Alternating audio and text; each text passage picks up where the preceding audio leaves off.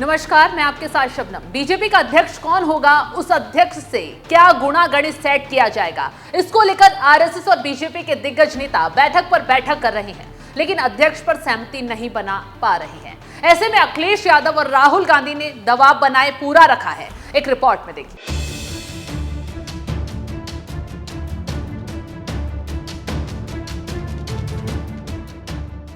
BJP का अध्यक्ष पद खाली है। जेपी नड्डा का कार्यकाल 30 जून तक बढ़ाया गया था क्योंकि लोकसभा का चुनाव चल रहा था, लेकिन अब तो नड्डा मंत्री बन गए और नया अध्यक्ष कौन होगा इसका ऐलान बीजेपी ने नहीं किया है।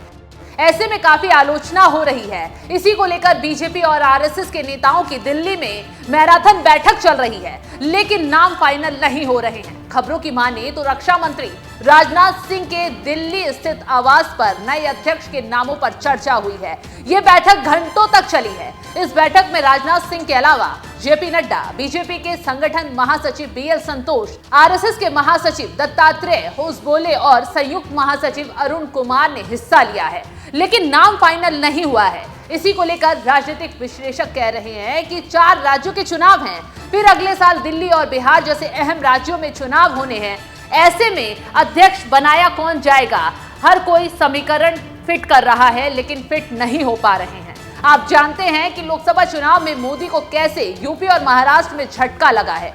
ऐसे में कौन अध्यक्ष होगा जो राहुल गांधी और अखिलेश यादव का मुकाबला कर पाएगा, क्योंकि इन्हीं दोनों नेताओं ने बीजेपी के वोट में काफी सेंधमारी की है। इसलिए बीजेपी का नया अध्यक्ष चुनते वक्त राहुल अखिलेश फैक्टर पर गंभीरता से विचार हो रहा है, ताकि पिछड़े ओबीसी मतदाताओं की वापसी कराई जा सके। लेकिन अटकलें इस बात की भी लगाई जा रही हैं कि बीजेपी इस बार किसी महिला को अध्यक्ष बनाकर कीर्तिमान रच सकती है। लेकिन कुल मिलाकर मोदी, शाह और भागवत काफी डरे हुए हैं। दिल्ली में तापमान की बढ़ती तपिश बता रही है कि इस बार बीजेपी ब्राह्मण नेता को अध्यक्ष बना सकती है और इसके लिए फडणवीस जैसे सफल दावेदार को आगे किया जा सकता है। लेकिन कुछ लोग शिवराज और खट्टर को दावेदार भी मान रहे हैं और यूं कह रहे हैं कि बीजेपी ब्राह्मण के बजाय ओबीसी का दाव खेल सकती है। लेकिन दूसरे तर्क देने वालों का कहना है कि शिवराज मोदी की पटती नहीं है। ऐसे में मोदी अध्यक्ष पद उसको देंगे जिससे उनकी पटती है और जो उनकी जी हुजूरी करेगा। और ऐसे में देवेंद्र फडणवीस सबसे अच्छे हैं और अभी हाल ही में देवेंद्र फडणवीस दिल्ली में मुलाकात मोदी से भी कर चुके हैं, जिसके बाद चर्चा थी कि अगले बीजेपी अध्यक्ष देवेंद्र फडणवीस ही होंगे।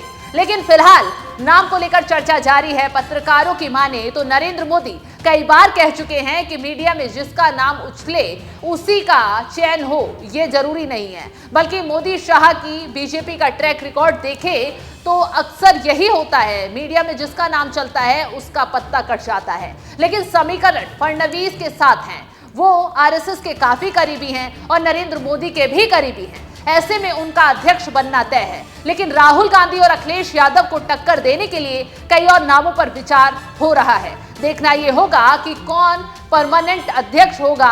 हवाओं का बाजार गर्म है, देखना होगा कि कौन बीजेपी का अध्यक्ष होता है। फिलहाल आप हमें कमेंट कर जरूर बताएं कि बीजेपी किसके नाम पर दांव खेल सकती है और किसे अपना अध्यक्ष चुन सकती है।